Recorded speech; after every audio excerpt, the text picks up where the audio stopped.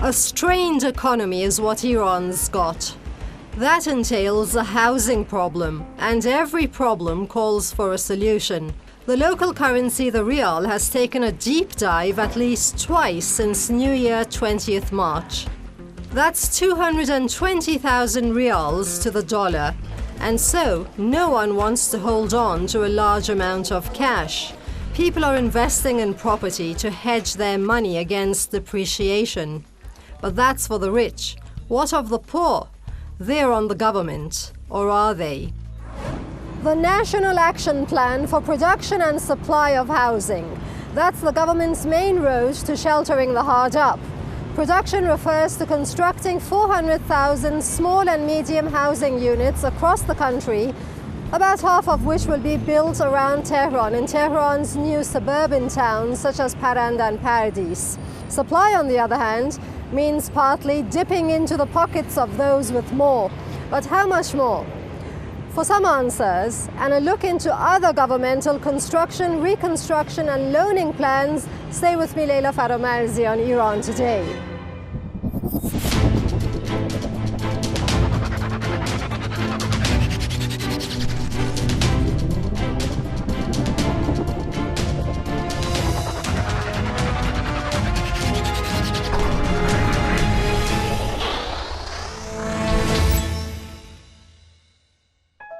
For construction, the Ministry of Roads and Urban Development will provide the land for new developments, while entitling private sector construction firms to state loans and subsidized building material.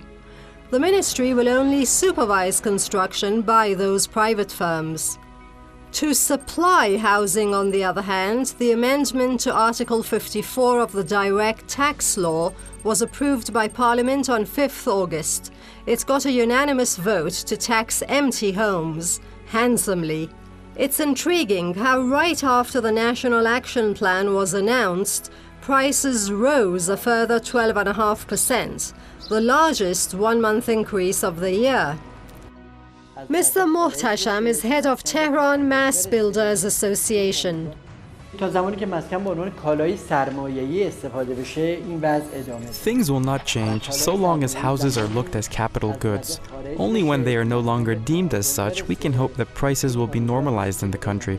But the fact is that in capital cities all around the world, houses are expensive because the population tends to be more eager to live in these areas, as they offer better advantages than other places. This leads to more demand than supply in big cities. But even in capital cities, the price ceiling can be managed to remain at a certain foreseeable point. And this is only possible if houses are not considered capital goods. Mr. Hakshanas is an economist you'd want to listen to before making a financial decision. Who is the target population of this national housing scheme? Can it cover the entire population? Is everyone applying? A segment of the target population will never apply for such housing projects because such houses are built in spots where some segments of the society would not like.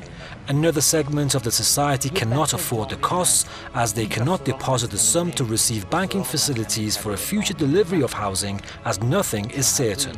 They have already seen that promises given over the mere housing scheme were not honored. Therefore, I think that a segment of the society would be unwilling to receive housing from such projects, and they would prefer to afford it by themselves.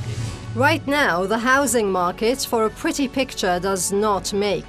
Mr. Jafari, a senior citizen, is out to house hunt again as he cannot afford to renew his rental agreement.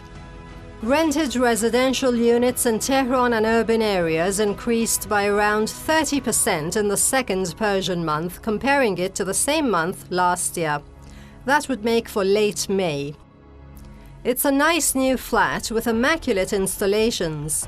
A small one, but still too steep in price. And this is while the estate agent is sympathetic. I asked him what gave him credit. Mr. Javadi is our estate agent of the day, who's got a call from a Mr. Jafari, home seeker.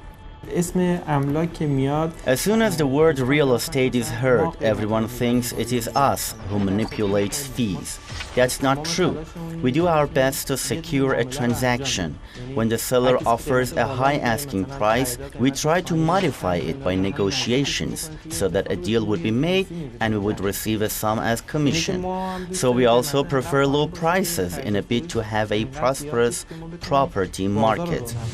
Even with a discount, however, I wondered where a retiree might get the funds to pay a pretty price even for a modest flat in West Tehran. We only have a specific sum. For more than that, we have to take loans. Our income is almost unchanged. It may rise 5 to 10% annually, but housing costs increase more than 30%. We have to cut from other expenditures. In the normal run of things, we must be able to let a bigger home, but in fact we have to let a smaller home, and that at higher prices. If, for instance, we are living in a 70 square meter apartment, we have to add to our mortgage and choose a 65 square meter apartment. As for houses to buy, going by data published by the CBI, Central Bank of Iran, on its website, the average price of residential property in Tehran stood at over 200 million rials per square meter. In middle-class areas, I'd say, in the month between 21st June and 21st July. That will have been $886 at the time, or under $1,000 today, showing a surge of around 56.5% over last year's same month. In spite of raised prices, there's been a lot more home sales in Tehran in the same month this year compared to last, just under 193.5%, which makes for over 14,000 homes sold. Over the past 2 years, 5 out of capital city Tehran's 22 districts have seen housing prices more than double. That's beginning in February of 2018. Now, to level the playing field, there's not just the National Action Plan, but Mehr Housing and other housing schemes by the Housing Foundation, working solo or in combo. That foundation was founded in 1979, the year of the revolution. Mr. Hakhshanas was appointed Governor-General of Golestan province for his capability after the sweeping floods of last Persian New Year. I asked how the Housing Foundation had performed there in Golestan. Look,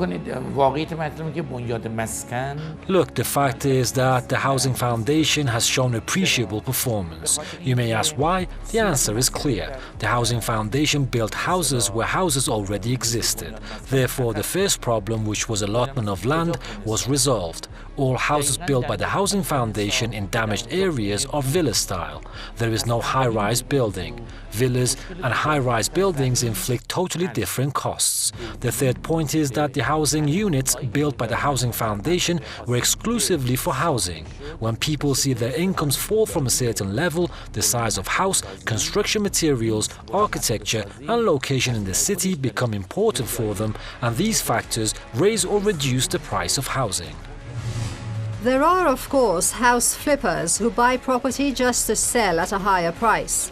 And they are instrumental in keeping millions of apartments uninhabited, hoarded if you like, to push prices up, even when sales are at a low. 2.5 million units are empty nationwide, 500,000 of them in the capital, Tehran. This has further exacerbated inflation, but 85% of properties are still traded by real consumers. Also, private constructors have built up big flats of at least 130 square meters, mostly in uptown and affluent areas, where people don't need help to buy. The government has to aid those wanting 70 to 80 square meter flats, mostly in or off South and East Tehran. Someone living in a poor area cannot go and let an unoccupied house in a well-off area. Imagine there are unoccupied houses ready to be let. On average, each square meter of home is mortgaged for 30 million Iranian rials, and therefore, based on calculations, its monthly rent will be 90 million rials. About half of Iranian people who are retiree or employee have salaries below 50 million rials a month. How can they pay twice their salary for rent? Talking of inflation, Mr. Hakhshanas tells of the actual direction it works in. همیشه در اقتصاد تورم Economically speaking, inflation emerges sometime after bill printing. What we are seeing in the housing market is not a product of the housing market performance. Rather, it's a product of the money market performance. We are seeing the consequences of the money market performance in the foreign exchange market, gold market, housing market, and car manufacturing market. If for any reason whatsoever the money stock increases due to the central bank's bill printing, the dollar conversion into the real, the reduction of banking interest rates and creation of money by banks through certain mechanisms, the outcome will be inflation as long as equal volumes of commodity are not supplied. Now, how are empty units to be taxed, even if unsuitable for low and middle-income people? In every city with more than 100,000 people, no house must go empty for more than 4 months in each tax year, or else the empty house taxation law will tax the owner as such. In the first year a house is left vacant, the fine will be 6 times the regular tax. In the second year, 12 times as much, and from the third year on, 18 times as much. 18 times tax on rent. Newly built units have 12 months to be rented out after the completion of the construction period. Mass-produced units, however, will have 18 months. The taxation scheme for unoccupied houses may be a stopgap measure if it is implemented correctly. I mean, if no housing is allowed to remain unoccupied. The associated real estate code has to be recorded and it should not be handwritten. If this policy is implemented correctly, it can keep rentals from rising. In transactions, if taxes are increased, the buyer will suffer losses because the seller will never pay for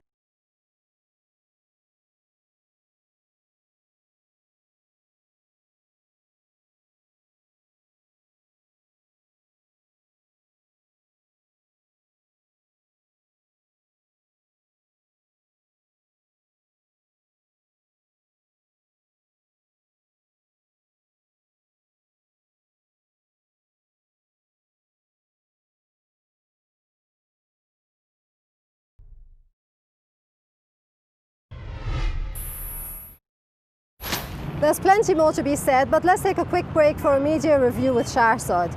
She'll be touching upon topics such as the creation of a real estate stock exchange. The idea actually is to create more competitiveness and transparency in housing transactions and to encourage the public to participate in mass construction projects.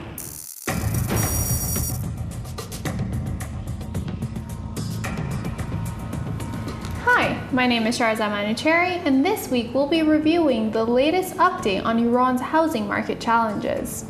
Tehran Times claims real estate stock exchange to be set up by the next 4 to 6 months.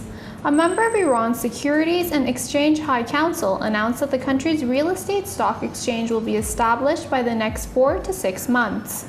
Bahman Abdullahi told IRNA that decision to set up the mentioned exchange by the next 4 to 6 months was made during a session of the council. The establishment of such exchange is in line with the government's policy of providing housing units for the underprivileged, and many efforts have already been made to prepare the required infrastructure in this due. When established, it will be the country's 5th major stock exchange. The 4 other ones are TSE, Iran's over-the-counter OTC market, known as the Iran Faro Bourse or IFB, Iran Energy Exchange, and Iran Mercantile Exchange. The Financial Tribune investigates how national price-to-rent ratio increases to an all-time high. The gap between the cost of buying and renting is now at its highest level in Iran. The analytical report by the Persian economic newspaper Dunyai Iqtisad, using the Statistical Center of Iran's data, shows that the national price-to-rent ratio settled at 29 in the 4th quarter of the last Iranian year, which is December 22, 2019 to March 19th. In the year ending March 2017, when Iran's housing market was relatively stable, it did not experience a sudden and large price movement or recession. The index stood at 16. The price-to-rent ratio is the ratio of home prices to annualized rent in a given location, which is used as a benchmark for estimating whether it is cheaper to rent or own property. In an article by Lawyer Monthly, we witness Iran, peace, and economic prosperity. Iran is a society with an average age of 30 years. It is full of youthful vigor and hope. The country has more than 20 million well-educated young men and women. The population, over 21 million households, live in urban areas that are equivalent to 2% of the land, and almost all enjoy connected electricity and gas and safe drinking water. Houses are mostly owned by citizens with no bank loans. 2 million or more low-cost homes have been delivered or under construction to be finished in the near future. Therefore, rising housing prices due to the current inflation may also mean increasing wealth of the population. That's all for this segment. We'll see you next week.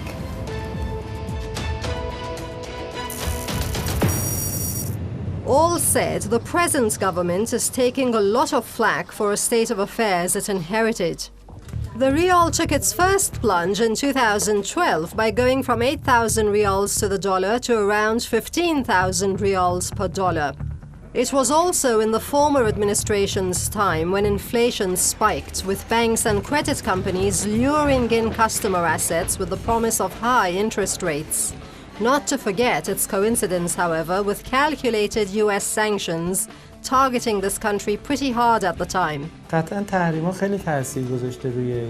Sanctions have definitely affected the dollar exchange rate significantly, but I never understand why the dollar has affected so many other sectors. We are producing our own steel and cement, but as soon as the dollar rises in value, construction materials also increase in value. That is blamed on the administration. There is either mismanagement or misuse. Housing was a problem even during former President Ahmadinejad's time. During his first term in 2007, the Mehr housing construction project was initiated. It was to provide 2.5 million low-income people with housing units through free land and cheap credits. It was scheduled to be concluded in 5 years. Only 870 units were concluded, however, by the 10th administration, and the 11th and 12th administration have had to complete 1,100,000 units. Altogether, that makes for 1,970,000 units built up, with 530,000 units left to build. It set out to do so with better building materials and on sites with better infrastructure than the early units smashed up in the Kermanshah 7.3 Richter earthquake of 2017. Mr. Oghbai is Deputy Chief of Iran's Real Estate Agencies Union. We entered the first phase of the administration's anti-inflation campaign in the first quarter of the current calendar year, began March 20. And we're preparing for economic growth in the country. This is despite the fact that the country underwent a very severe stagflation that infested the economy over the course of the past 3 years. The recession was so harsh that was never seen in housing sector before. Fortunately, given the administration's measures, steps are being taken to end inflation in the country, and I believe that Iran will pass behind the first phase of getting out of recession in the H1 and in the H2. The volume of transactions in the housing sector will hopefully reach a point that we will confidently say the sector has been revived and is doing well. Another improvement foreseen now for Mehr Phase B is to allow government employees immediate access to their units and payment in 15-year installments. This is while plenty of buyers of Mehr A didn't get keys to their homes for 12 years, even though they deposited their down payments. So we are beyond the National Action Plan and its 400,000 flats to build, there being Mehr housing and more. But estate agents and their savvy customers tend to fault the government's construction and loaning plans at large. We have many military barracks in the city now. There are many plots of land owned by the government. If rentals are to decline, housing prices should also decrease. We can choose to move some barracks from inside the city instead of building houses in the vicinity of Tehran. Houses built in this way are not of help to residents of Tehran. I work in Tehran. Instead of spending a lot on coming and going, I prefer to stay here at higher prices. In this district, the minimum sum required for mortgaging is 1,500 million rials. As a result, a 500 million rial loan is not helpful. The government should instead seek to reduce prices and cut spendings. We have to move towards a mechanism where letting a building would require no deposit. There must be monthly rental in return for a deposit. Under the current system, neither party is ready to accept the deposit. Therefore, we have to cut costs. What Iran really needs is to build 1 million housing units per year, while in recent years only around 300,000 have been built per year. Not all suitable for more financially vulnerable nationals even. Also, by the time units are built up, demand may have increased to exceed supply yet again. Supply for modest housing, that is. In reference to actions taken by the Housing Foundation of the Islamic Revolution as the administrator for developing villages and constructing urban residential units, under a year and a half ago, it signed an MOU, Memorandum of Understanding, with the Welfare Organization. The two were to construct 20,000 housing units for persons with disabilities, breadwinner women, and the underprivileged under the organization's coverage and resident of rural areas with less than 25,000 people. Also, loans amounting to 250 million riyals, about $6,000, were to be granted to each family. And the two entities were to provide some 150 million riyals, nearly $3,500, as non-repayable loans to each family. Those sums today, however, are a lot less alluring. They stand respectively at $1,136 and $682. Today in Iran's economy, the concern with the housing market lies in the housing supply. For whatever reason, in recent decades, the housing supply and demand has not been balanced. Imagine the past one decade leading to the current calendar year. If over the past 10-year period, on average 6 to 7 million marriages have taken place, equal housing has not been provided. In such case, I have to work on the supply aspect. I don't mean supply of existing unoccupied domiciles, but I mean new housing supply. So you can increase supply and the prices will decline. Providing housing isn't always a bonus, but a necessity for areas struck by natural disaster. On 12 November 2017, the western province of Kermanshah was hit by a massive earthquake, mentioned earlier. This left 70,000 people homeless and exposed to aid pouring in by the nation. Over 2 years since, in January 2019, the Housing Foundation was proud to announce the completion of 23,000 housing units in the quake-stricken region. That would make for 90% of retrofitting and reconstruction. Another measure announced in July in the current year was that the government had rolled out security deposit loans for home renters. CBI Governor Hemmati explained, a total of 200 trillion riyals or $915 million at the time out of the 750 trillion riyal coronavirus bailout, that's a bailout of $3.43 billion, would be allocated to low-income renters as security deposit assistance at the lending rate of 13%. And about 600,000 households were found eligible for the loan. The government appears serious in taking its measures to help tenants face off exorbitant price rises. The National Coronavirus Headquarters issued a directive to cap rent increases. By way of that guideline, a landlord may not terminate a lease during the corona crisis and 3 months after the Health Ministry declares the end of the outbreak. Also, tenancy agreements signed as of June 29th may not increase rents by more than 25% in Tehran and 20% in other large cities. As long as Iran's money stock is increasing, we cannot expect any decline in housing prices unless the government adopts a mechanism to pare down the money stock. In simpler terms, if the rial is strengthened, we can expect the housing prices to decline just normally and not in real terms. Therefore, the most influential factor in the housing market is the money market. 6.6 million households, or over 30.5% of the country's some 18 million urban households in the country, live in rented homes according to official statistics. But with all measures taken to take care of them, The biggest problem is the ever-increasing gap between wages and actual inflation of around 35%. That's it for today. Thanks for watching from me and the whole team. Do watch again at the same times next week and each week after, and don't forget to leave your comments and topic requests. Bye for now.